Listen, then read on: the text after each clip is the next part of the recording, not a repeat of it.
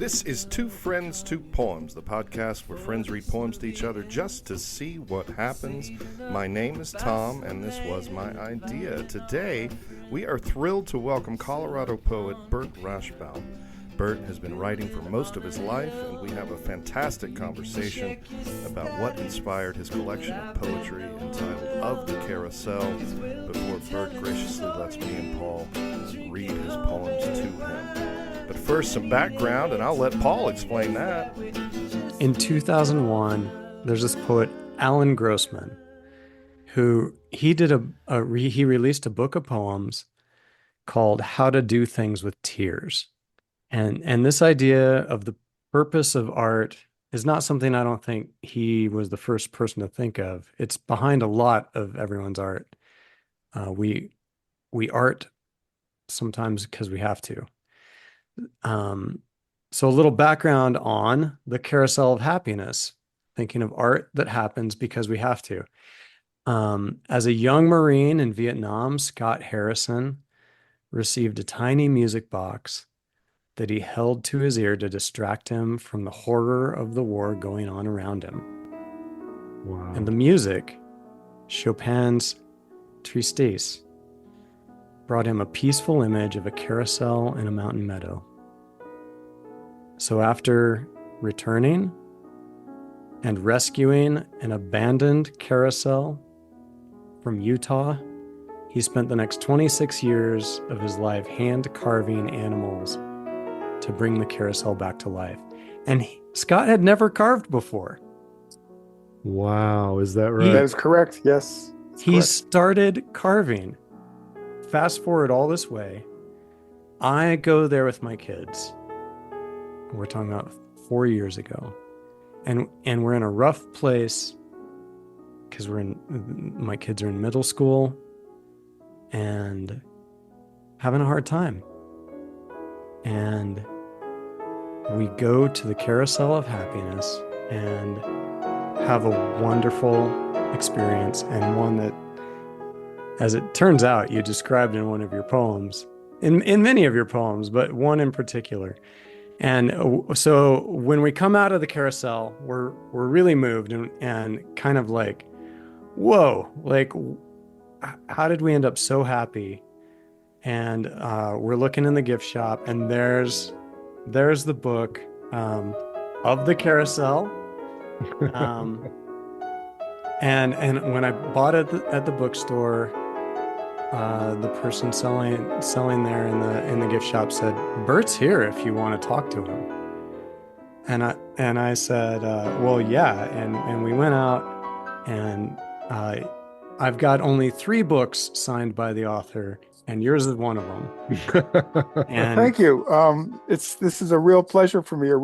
I'm giddy with being on a podcast. This is my first podcast, and I'm glad it's about poetry. I think you guys really are doing a really great thing by focusing on poetry in the podcast in this new world that exists for broadcasting. You know, I would also like to hear you, if you could, talk about how you came to be connected with the Carousel of Happiness.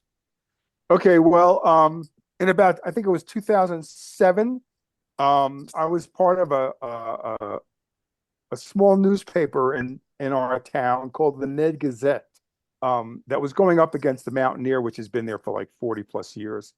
And so we only lasted about 10 months, but one of the things that we did was write articles about the carousel, because we knew it was starting to happen and really come together. And that's how I met Scott. And one night it was a combination fundraising idea, meet the carver, sign up to be a volunteer in our little shopping mall. So my wife and I went down there, and because I knew a bit about the carousel because of the articles that were in that paper, I signed up to work in the gift shop. My wife did as well. And so when it opened in 2010, that's how I started, was in the gift shop. But I was only there a few months when I realized the real fun was happening in that big room where that carousel is, and that I would like to be an operator. And so one day I was home and my wife was down at the carousel for some reason. And somebody who had signed on at the beginning to be an operator decided it wasn't working for them. And they just up and quit. And so she called me up and she said, an operator just quit. Oh, And I said, I'll be right down. Tell them not to hire anyone, you know. fantastic. And so Absolutely. they took me on. So that's kind of how I started there as an operator.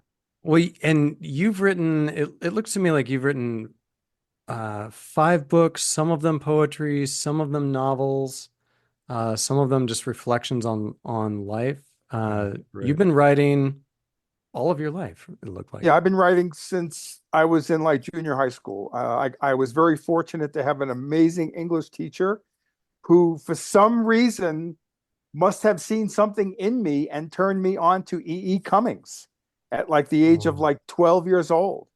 And Oh. when I saw writing that was nonlinear and, you mhm. know, no capital letters and no punctuation, I thought, gee, I could do that. So Yes. so I started writing, and actually I had a cohort, a friend of mine who's actually a playwright. He lives in Florida, and we became sort of writing partners, and we would trade our stuff with each other, and occasionally collaborate. And it just became a passion of mine that I continued right on through into high school, into college, and I've been doing it ever since. Oh, that's fantastic. We wanted to read poems, um, in particular from Of the Carousel, because that's my experience with you so far. And then you mentioned one of your very early poems. If you still want to share that, you can. And then I took it as a bit of a writing assignment of Yeah, like, same here. uh, well, yeah, I would also I'd follow suit. So I think we've both got me and Tom have both got similar things that you did way back you did in junior high. Long time ago, gentlemen. Absolutely. So let's read them and see what happens. Yeah. So the first page shows a bird sitting on on the antlers of the moose, and then the second page shows the moose that are both carvings there. You can ride the moose there at the carousel. He knows something is happening to his body from within. Even before the tests come back, he knows as he jumps on moose, always moose, smiling slyly, lost in thought, unafraid to bear his weight. He's been losing weight, no appetite, subtle pain, needing the overwhelming cacophony of the Wurlitzer to embrace him. A cocoon of musical bombast to be louder than the pain that he knows is eating his body from within. The little bluebird on Moose's antlers said, "We were once all trees." Oh, thank you for that. You know, because I worked there a long time. It's been 14 years now. I would see people come in who were obviously not well, in failing health. And just like the poem says, they would come there to have an experience that sort of overwhelmed their own personal pain and sickness. And they would usually ride the same animal all the time when I saw them. And then eventually there would come a time when I would not see them anymore. And I knew that they were gone. Yeah. And it's a very powerful thing. And you know, and when you see regulars, you even if you see them now and then, if I remember them, you know, a relationship sort of develops.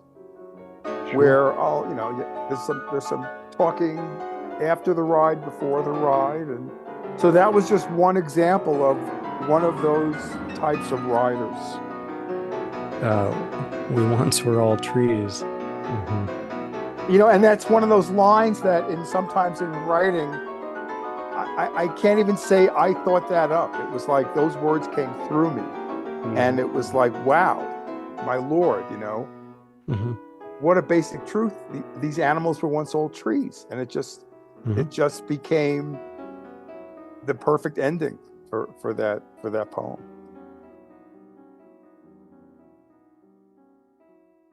I'm going to read Giraffe. There's actually an animal like an otter, or there's actually something riding on Giraffe. Okay. I think I may have ridden Giraffe myself. They come by bus, with walkers clunking, yet gliding across the floor, or in wheelchairs, lined up, big wheels keep on sliding, or trailed by kids, grandkids, further descendants, matriarchs, patriarchs of the family tree, here to ride, or sometimes just in pairs, shuffling along, holding hands, unaware of exactly where they are, wrapped in years, weighted with age, their lives frayed and thin. They might read the story on the walls and think they're back on their carousel of 1952 or 1948 or 1961, even though the animals are different. Or just sit on Giraffe and spin around to the sound of the Wurlitzer's horns. But then they weep, silently at first, wiping a tear, hoping no one sees them so vulnerable, or openly not caring, but not able to even explain why. It's not happiness they feel, it's not sadness. Open emotion in a tumultuous chaos. But the operator knows. He's seen it. I've seen it. They are experiencing the peeling back of the fabric of time, lifted from their eyes, lifted from their shoulders like an old heavy coat, revealing the one inside who rode a wooden horse in 1954, 1938, 1972, revealing a self they long thought sleeping or forgotten or dead, suddenly arises from within and rides and experiences right there in the now, a time decades ago, with loved ones long gone. And they are a child in the arms of a grandmother born in the 19th century. They are both old and young. Time is revealed as fabric that can be peeled back. A glimpse back to their beginnings. And as the ride slows, the fabric returns, as it must, to where it belongs as they step off the platform, wiping their mysterious tears. Wow, thank you. That's a great reading. What a beautiful piece. My goodness. This poem was trying to solve a mystery that I had seen and still continue to see when people of a certain age get on the carousel. I mean, it's the carousel of happiness, and they weep the whole time. And I was, it seemed like they were having a private moment in a public space. So I never felt like I could walk up to them and say, "Excuse me, why are you crying?"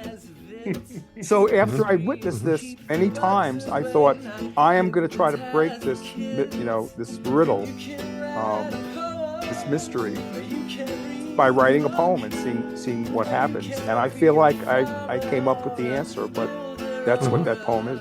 That's what that poem is.